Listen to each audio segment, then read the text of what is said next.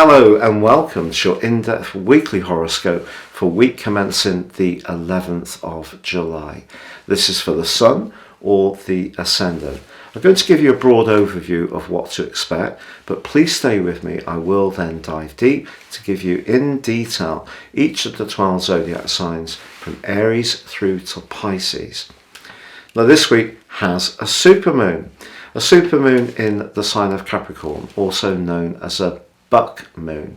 But it's a bit of a misnomer, this, because the moon's actually in its most vulnerable position in its entire journey through those 28 days that it takes to go through its cycle. And because of that, I think it's important to understand that Capricornian energy, where the moon resides, is very much about the worldly realm. And we also have the potent planet of power, Pluto, not too far distant from this moon position too. But on the other side of the heavens, we have the Sun and the more quick-witted energies of Mercury. And they're asking us to think about protection, nurture, security, family issues, anything to do with our emotional needs. Now, it has become a bit of a maxim over the last 10, 15 years or so, that work-life balance. But with the advent of COVID and the amount of people working from home, has that ever been more true than now? So I think all of us could find ourselves in some quite strident conversations this week.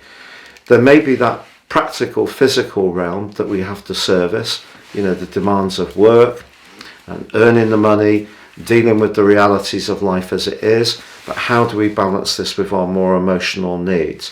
And there can be some very intense moments, because broadly the moon and the sun are obviously exactly opposite, but Mercury and Pluto in the mix as well means we have a very intense set of energies on this particular full moon. Now also the energies in the sign of Uranus, which have been very strong this year because of the North Node reversing into Taurus on the 18th of January. And as I predicted in the autumn of last year, a big reset around the cost of living was very likely. Now, of course, now Mars has moved into this sign, but Mars is detrimented in the sign of Taurus, and Mars is also very impatient. It wants to consume, whereas the North Node and Uranus, which come together, by the way, in an exact conjunction on the 26th of July, well, they're much more to do with, in terms of Uranus, the truth, and in terms of the North Node, karma. We could see with Mars in the mix as well, quite a lot of volatility in terms of financial markets. It could be in terms of the cost of foodstuffs or fuel. They've gone up a lot already, but I feel that the response of consumers could be a lot more angry with Mars in the mix. Fortunately, however, Uranus forges a terrific link with the position of the Sun on that full moon.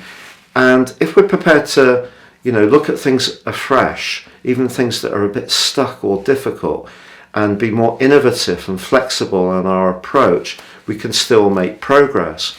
Also, Venus, the planet of relating, it forges a very stable link with Saturn in the second half of this week. And that can help us to really appreciate the friendships or the financial part of our situation which are secure. Unfortunately, however, Venus, concurrent to that influence, is squared up by Neptune in the second half of this week. So I think it's possible, with all these energies boiling around, that we may start to see the people that really understand our predicament, are supportive of it, at least, in terms of their emotional understanding of our particular individual situation. And we're going to see people who may want to avoid the reality of some harsh situations, and that could be Venus in that square with Neptune. If you do meet someone for the first time in a romantic context, if it's someone who's quite self-confident and has done well in a financial context, that could be something that actually doesn't feel so good, because the energy in the sign of Cancer is calling for a sense of understanding the importance of nurture, but there still could be some kind of big charged energy, whether it's around a personal situation or the world at large. And I just think that right angle between Venus and Neptune points towards the distortion of information. So if you do meet someone for the first time and you're not quite sure about them, I really would take it slowly.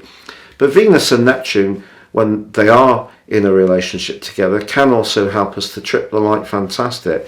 So maybe we just want to actually have a bit of escapism and enjoy some kind of time with someone who is very mesmeric. It's just down to that personal choice.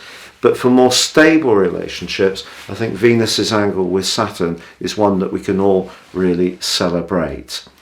Now, I've stormed through the 100,000 subs mark, and I'd love to get to 101 as soon as possible. I think we're about, at the time of recording this video, up to about 100,000 and 100,200 subs. If you've subbed already, thank you so much. If you've yet to do so, I'd be greatly appreciative. Please click or tap on the bell notification symbol. And if you would like to benefit from more serious astrology, if you tell me 3 pieces of personal information in terms of time, date and place of birth, I can share with you a roadmap that can guide your moves for the rest of your life, and also a 12-month forecast with 30% off with my special package. Please see the link beneath this video. No 2 charts are the same, totally based on your information, and will help you to understand some of the patterns that may have dominated in your life so far, good or bad, and help you to perhaps work on the more challenging ones, but also can give you tremendous insights to guide your moves going forwards and to seize opportunities in a much more effective way. But please stay with me now for your in-depth forecast from Aries through to Pisces. So Scorpio, your week commencing the 11th of July forecast sees the Sun and Mercury in house 9, all about widening your horizons, thinking about travel, higher education. It could be some discussion or thinking around contracts, but of course the supermoon occurs in the 3rd house and your modern higher octave ruler is close by. The 3rd house is about our everyday thinking and conversation. There could be a little bit of a tussle this week between your take on something and someone you encounter who may see something very differently. Part of the reason for this is that your traditional ruler Mars has moved into your 7th house, which can be quite a rumbustious transit. It's also going to be meeting up with Uranus and the North Node later this month.